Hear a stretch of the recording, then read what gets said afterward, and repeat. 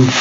په دریمه برخه یا دریم پارټ کې مونږه په اسیا پر اعظم کې د روسیې هڅې ترڅو د غرب مخنیوی ونیسي یا ترڅو د غرب مخه ډب کړي. نو د دې لپاره چې دا 3 ورځې مخکې پوتین شمالي کوریا ته سفر وکړ. نو دا سفر چې یو ډیر تاریخي سفر و او په دې سفر سره کولی شي چې غرب وډار کړي. راځو لومړی د دغه دوه کوریاګانو شمالي کوریا د جنوبي کوریا ترمنځ داسې لنډ تاریخي بهیر وګورو.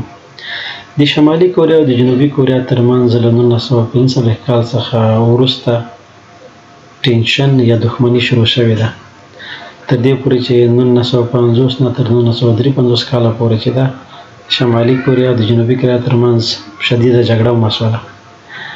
په دې جګړه کې چې ده شمالي کوریا هغه شوروي اتحاد او چین کمونیستانو هغه حمایه کوله، ځکه چې شمالي کوریا چې ده هغه کمونیست وه او جنوبي کوریا چې ده په مقابل کې امریکا حمایه کوله چې هغه ډیموکراتیک هیواد ده.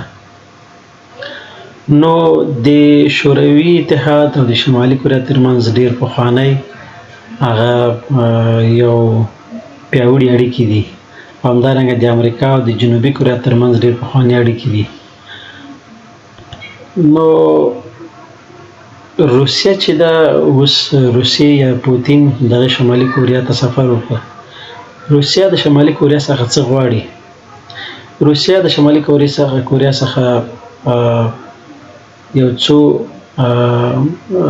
خبرې دي چې هغه د شمالي کوریا څخه تمه ده چې هغه ترلاسه کړي.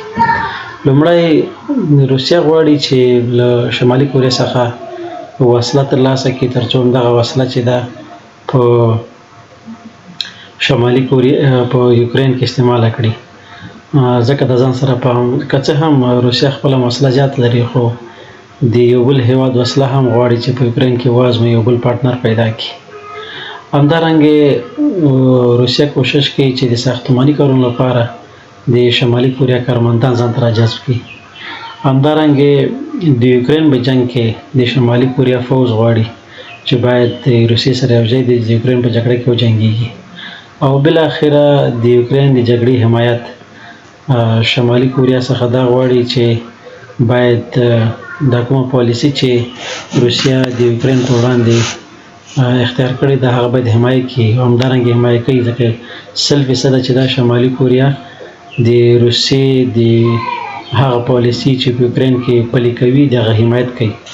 نو دا هغه شماري دي چې روسیه د شمالي کوریا څخه تقاضا لري. او په مقابل کې چې دا شمالي کوریا چې د روسیې څخه څه غواړي، تاسو معلومات څه ده چې شمالي کوریا د ډیرو بندیزونو سره مخ ده، خصوصا د غذایي موادو، او روسیه هغه هیواد ده چې ډیر غذایي مواد تولیدوي. نو روسیه ورته ډاډ ورکوي چې دوی چې هغه غذایي مواد سره دوی کمبود لري هغه شمالي کوریا ته ورکړي.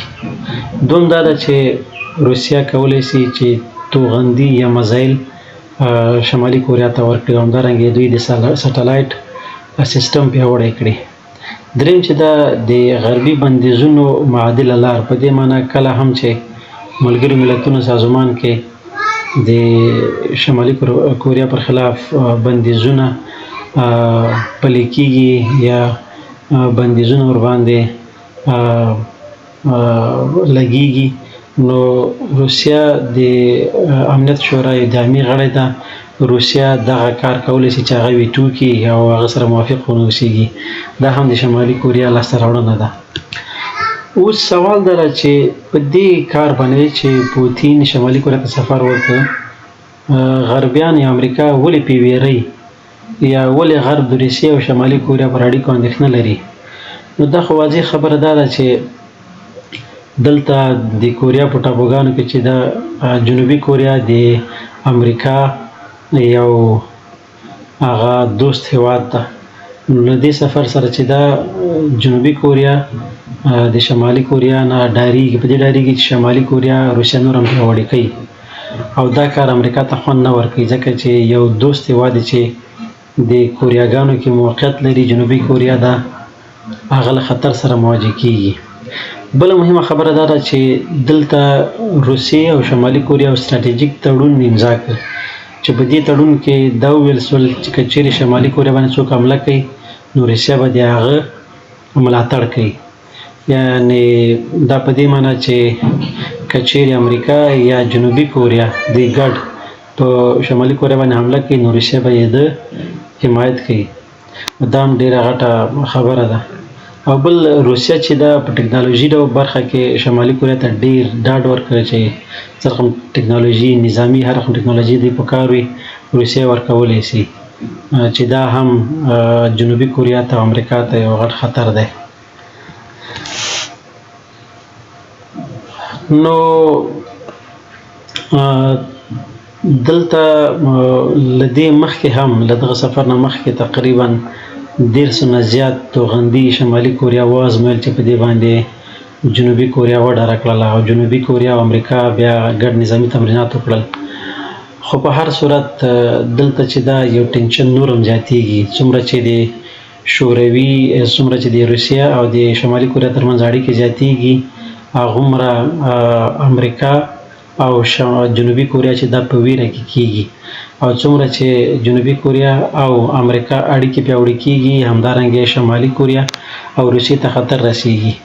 نو په دغه ایسټ ایشیا کې یا د کوریاګانو په ساحه کې دلته د شمالي کوریا او د روسیې د پیاوړي کېدلو اړیکو څخه غرب ته په دې خطر یو جدي خطر ده چې دوی د سوړ جنګ په دوران کې هم دلته دواړه امریکا او شوروي اتحاد چې دا ښکر په ښکر سوي نو دوی بیا ډارېږي چې هغه ډول بیا یو داسې وخت رامنځته نه شي چې دغه دواړه کوریا جنوبي کوریا او شمالي کوریا سره جګړه کې شي او امریکا او روسیه یو بل سره غیر مستقیما ووهي. نو دلته چې دا د روسیې هڅه په شمالي کوریا کې دا د دې اثبات ده چې غرب ته یو الارم یا جدي خطر ده ترڅو روسیه غرب ته وښیي چې موږ هم خپل دوستان چې کوم دي له هغوی سره ولاړ یو او د هغوی څخه به هېڅکله هم په شا کېږو نه. او په بل قدم کې بیا موږ د پوتین سفر ویتنام ته ده چې ویتنام هم یو کمونیست هېواد ده هغه به تر بحث لاندې ونیسو. مننه.